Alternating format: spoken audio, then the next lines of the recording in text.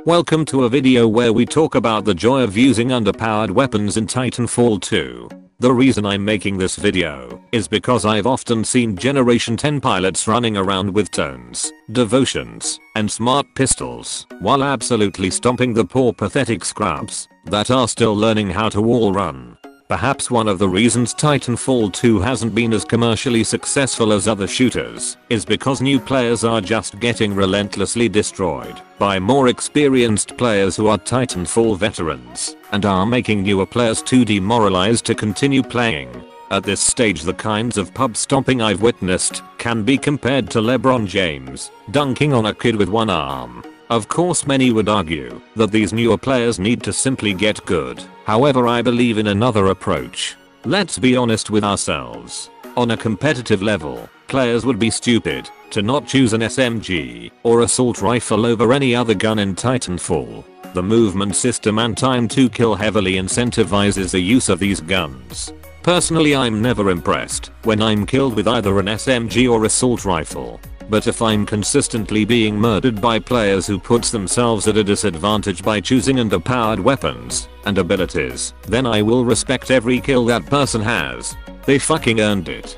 A weapon like the Kraber sniper rifle is a perfect example of this philosophy. This piece of shit has a rate of fire slower than a turtle stapled to a fucking tree. Its shots are also projectiles, which means players need to lead their targets, and you can count its standard magazine size on one fucking hand. However, this weapon has a huge advantage over all other meta weapons in Titanfall 2. It feels fucking incredible to use. Every kill with this weapon feels good. Knowing that you were able to kill try-hard enemies with this glorious piece of garbage is like bringing a bag of shit to a knife fight and coming out victorious. This weapon is just a dopamine factory. It's like watching a kung fu master beat the living shit out of 15 faceless thugs while blindfolded, having both arms tied behind their back, and being forced to listen to Amy Schumer's stand-up special. I'm aware that many viewers would remember the trickshot craze of the Modern Warfare 2 intervention.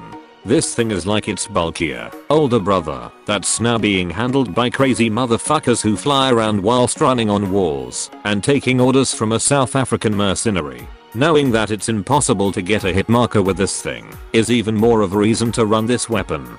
If you hit scrubs in the toe, then you've just sent them straight to the land of the fucked.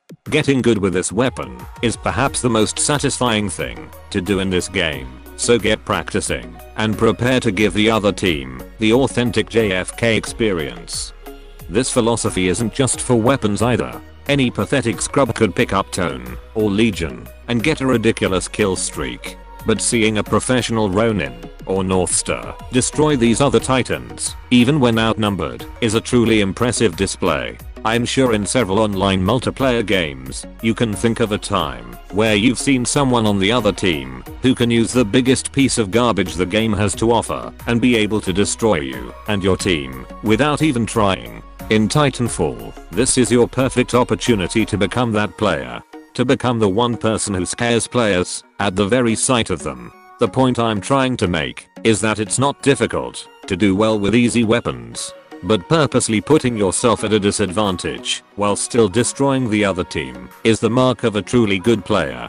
This concludes today's video on why you should use underpowered weapons.